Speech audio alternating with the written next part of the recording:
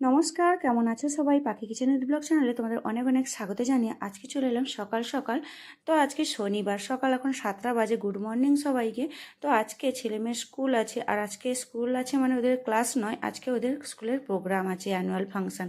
তো যাই হোক, ওদেরকে সকাল সকাল রেডি করিয়ে দিব। আর এখানে দেখো, আজকে ওদের তাড়াতাড়ি রেডি করার জন্য কিছু না করে আমি প্রথমেই চলে এসেছি রান্নাঘরে। আর এসেই ওই কিছুটা আম ছিল ফ্রিজের মধ্যে, এবার আমটাকে গ্রেট করে নিয়েছি। এবার বরফ আর দিয়ে দিলাম চিনি, আর দিয়ে দিয়েছি লিকুইড দুধ 2 কাপ। এটা দিয়ে আর একটু গুঁড়ো দুধ দিয়ে দিব 2 চামচের মতো। এটা দিয়ে কিছুটা মানে একটু মিক্সিতে ঘুরিয়ে দিলেই মিল্কশেক হয়ে যাবে। আর এটাকে আমি একটা কাপের মধ্যে নিয়ে নিলাম। এবার দুজনের জন্য আমি ভাগ করে নিয়েছি। আর এটার উপরে সাজানোর জন্য কিছুটা বাদাম কুচিয়ে রেখেছি, আমন্ড আর পেস্তা, এটাকে কুচিয়ে রেখেছি। এবার উপর থেকে সাজানোর জন্য দিয়ে দিলাম, যাতে একটু দেখতে ভালো লাগে আর খেতেও বেশ ভালো হয়। তো যাই হোক, এখন ওদেরকে খেতে দিয়ে দিব। আর ওরা এখন খেয়ে দিয়ে ওরা এখন স্কুলে যাবে। আর এদিকে আমি রান্নাঘরে আরও কিছুটা রান্না বাকি আছে। তো এখানে দেখো, পরোটা আর পনিরের তরকারি বানিয়েছি, ওটা ওদেরকে স্কুলে প্যাক করে দিব। আর এগুলো প্যাক করে আজকে আমি ওই ঘুরতে গিয়েছিলাম, তাল নিয়ে এসেছিলাম। এই তালটাকে আজকে পিঠে বানাবো ভাবছি। তো এই জন্য প্রথমে তালটাকে আমি ছুলে নিয়ে এখানে তালের বড়া বানাবো। আর এই তালের বড়া কিন্তু খেতে দারুণ লাগে। তো তালের বড়া বানানোর জন্য প্রথমে তালটাকে আমি ভালোভাবে ছুলে নিলাম। আর তালটাকে ছুলে এখন আমি, আর ছুলতে সত্যি অনেকটা টাইম লাগে, কারণ এই তাল ছুলতে একটু ধৈর্য ধরেই ছুলতে হয়। আর এই তালের যে ছালগুলো প্রচুর শক্ত, হাত চিড়ে যেতেও পারে।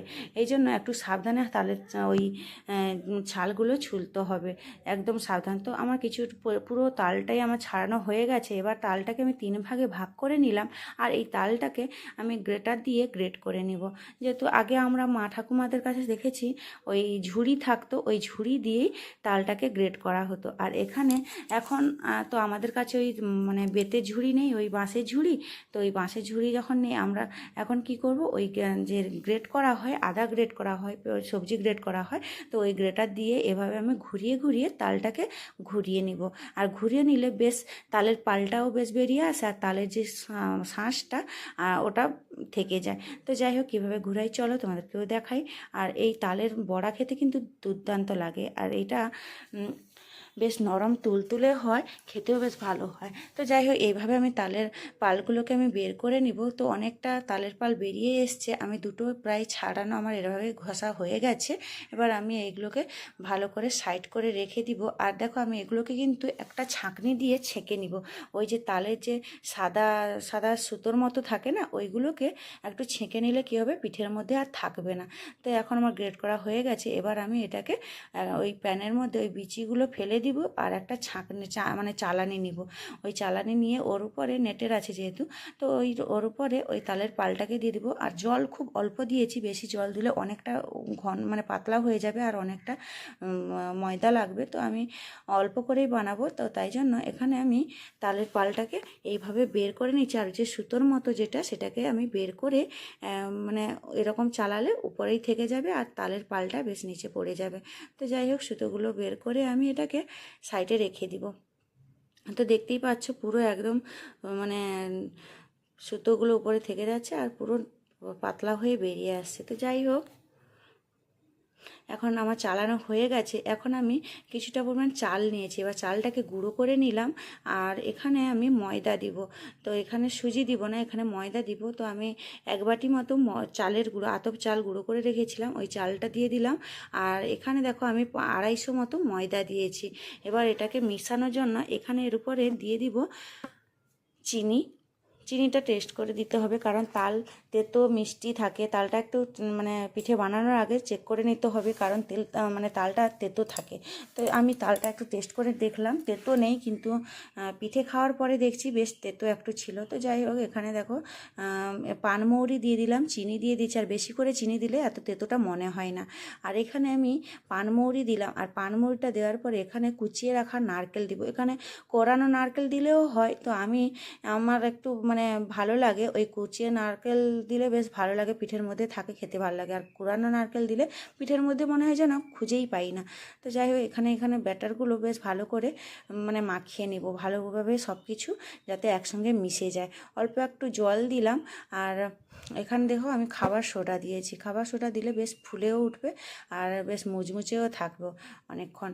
তো এই জন্য এটাকে ব্যাটার আমার একদম রেডি হয়ে গেছে। এদিকে আমি গ্যাসের মধ্যে একটা কড়াইতে তেল বসিয়ে দিয়েছি। এবার অল্প অল্প করে ছোট ছোট করে নিয়ে আমি, তেলটা তো গরম হয়ে গেছে, একটা দিয়ে দেখলাম তো তেলটাও বেশ গরম হয়েছে। এবার সবগুলো এইভাবে আমি ছেড়ে দিব। তো একে একে দিয়ে পুরো এক পাশ তো লাল হয়ে গেছে বুঝতেই পারছো দেখে, তো আরেক পাশও সেমভাবে এইভাবে পুরো উল্টে পাল্টে ভেজে নেব। তো যেগুলো লাল হয়ে গেছে ওগুলোকে আমি পাল্টে নেব। আর এই পিঠে করার পরে আজকে ওই বাচ্চাদের স্কুলের প্রোগ্রাম আছে, ওইখানে আমরা যাব। তো সেই জন্য আর বিকালে রান্না বান্না করব না, এইগুলো করেই বাড়ি মানে চলে যাব, কারণ রাত্রি হয়ে যাবে, 11টা 12টা হয়ে যাবে ওখান থেকে আসতে, আর রান্না করতে তখন ভালো লাগবে না। তো তাই জন্য ভাবলাম যে তাল যখন আছে তালের বড়াটা বানিয়ে নিই। আর বেশ সুন্দর, কতটা সুন্দর হয়েছে দেখো, একদম লাল আর বেশ ফুলেছে পুরো, রসগোল্লা মানে কালো জামের মতো হয়েছে পুরো। তো যাই হোক, এখানে আমি এগুলো ছেঁকে নিলাম, আপার যে যতগুলো আছে এইভাবে করে সবগুলো ভেজে নিব। আর এখানে প্রায় ভাজাও হয়ে এসছে। আর এদিকে দেখো আমি এগুলো সব রেডি করিয়ে এখন ওই যে ওদের স্কুলে যাব, কারণ ওদের স্কুলে আজকে অ্যানুয়াল ফাংশন আছে বলেছিলাম না, তো ওরা ছেলে মেয়ে সকালেই চলে গেছে। আর আমি আর তোমাদের দাদাভাই যাব, তোমার দাদাভাই ডিউটি গেছে, আর ও এলে একসঙ্গে যাব আর বাচ্চাদেরকে সঙ্গে নিয়েই বাড়ি ফিরো। তো স্কুলের বাস আছে, ওরা ছেড়ে দিবে, কিন্তু ওরা মানে লেট হয়। তো সেই জন্য আমরা যেহেতু যাচ্ছি, আমরা সঙ্গে করেই নিয়ে চলে আসবো। তো এখন পিঠে করা শেষ হয়ে গেছে, এখন সন্ধে হয়ে গেছে, রেডি হব। আর এখন রেডি হয়ে গেছি, দেখতেই পাচ্ছ তোমাদের দাদাভাই আসেনি, তো আমি আগে থেকেই রেডি হয়ে গেছি।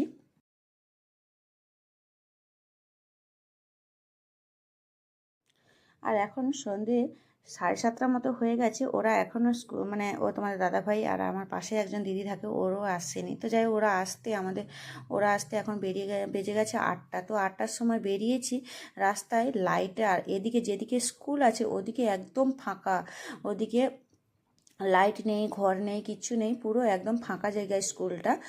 কিন্তু কিছুটা মন্দির আছে, 2-3টা মন্দির আছে।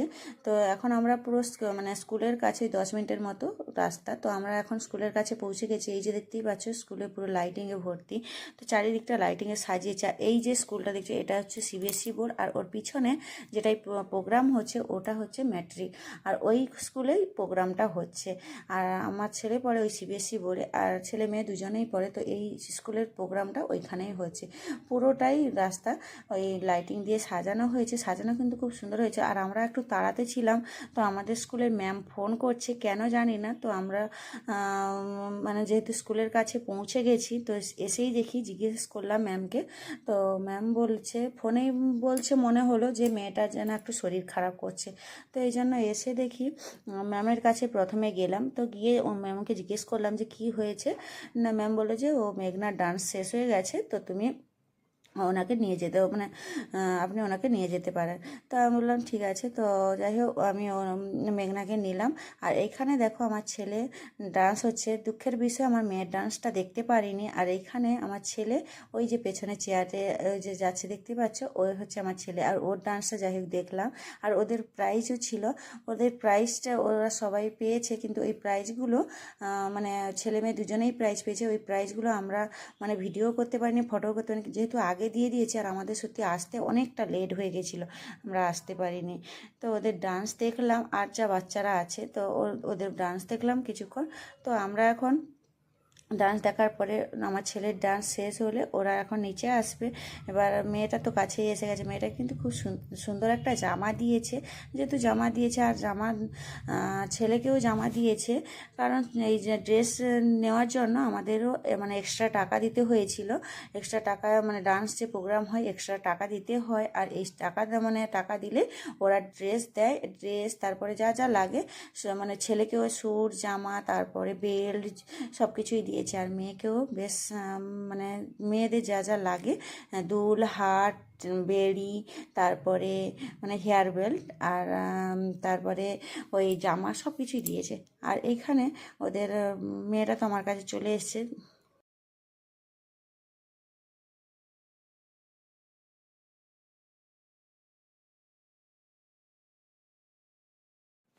তো এই যে আমি মেয়ের ডান্স দেখতে পেলাম না, এইটার জন্য আমি একটু যোগাযোগ করছিলাম। তো ম্যামকে জিজ্ঞেস করলাম যে মেঘনা যে ডান্স করেছিল, তো ওর ডান্সের ভিডিও কি আমি পেতে পারি? তো ম্যাম বললো ঠিক আছে, আমি হোয়াটসঅ্যাপে সেন্ড করে দিব। তো এই বলেই আর সেন্ড তো হয়নি। আর মেঘনা যে বন্ধুরা আছে, তো ওদের একজনের মায়ের সঙ্গে পরিচয় হলো। তো ওনার মাকেও জিজ্ঞেস করলাম যে ভিডিও আছে নাকি। তো ও বললো ভিডিও আছে, কিন্তু একটা ভিডিও দিয়েছিল, কিন্তু ওই ভিডিওর মধ্যে ওই মানে মেঘনা একদম সাইটে হয়ে গেছে, ওর ভিডিওটা আসেনি। তো ওই জন্য ওর ভিডিওটা অ্যাড করতে পারলাম না। আর সত্যি এত লেট হয়ে যাবে আমরাও বুঝতে পারিনি। আমরা ভেবেছি হয়তো আমরা যেতে যেতেই প্রোগ্রামটা চালু হবে। আর আমাদেরকে টাইম দিয়েছিল 5:30, এবার 5:30 থেকে হয়তো আমরা ভেবেছি 6টা 7টায় চলে যাব আমরা, কিন্তু আমরা যে 8টায় পুরো পৌঁছাবো আমরা একদম ভাবতেই পারিনি। তো যাই হোক, এখন ওদের ডান্স, এখনও আমার ছেলে ডান্স চলছে। আর গানটা বেশ বড়, আর গানটা কিন্তু খুব দুর্দান্ত গান ছিল, হিন্দি গানই ছিল। আর গানটা অ্যাড করতে পারিনি, কারণ অ্যাড করলে গানটা মানে কপিরাইট হয়ে যেতে পারে। এই জন্য আমি ওই গানটা মিউজিকটা অ্যাড করতে পারলাম না কপিরাইট আসার ভয়ে। তো যাই হোক, কপিরাইট যদি চলে আসে। আর এখানে দেখো ওই তো মেয়েটা এসে বললো আইসক্রিম খাবে, ওকে আইসক্রিম একটা কিনে দিলাম। আর এইখানে তো আমি অপেক্ষা করছি কখন আমার ছেলে নামবে, ওকে জিজ্ঞেস করব ও কি প্রাইজ পেলো। তো আমি মেয়ের মুখে শুনেছি যে ও প্রাইজ পেয়েছে। তো কিসের জন্য পেয়েছে, কি ব্যাপার, আমার তো সেটা জানা নেই। তো এই জন্য ওকে জিজ্ঞেস করলাম যে কিসের জন্য পেয়েছো, কী ব্যাপার। তো যাই হোক, ওটা আমাকে ওর নামলেই জানতে পারবো। তো এখন ডান্স প্রায় শেষের পথে, এখন আমরা বাড়ি যাব। তো তাহলে আজকের মতো এখানে ভিডিওটা শেষ করছি। সবাই খুব ভালো থাকবে, সুস্থ থাকবে, সাবধানে থাকবে। দেখা হচ্ছে খুব শিগগিরই নতুন একটি ভিডিওতে। তো এখন আমরা বাড়ি যাচ্ছি। গুড নাইট সবাইকে, টাটা।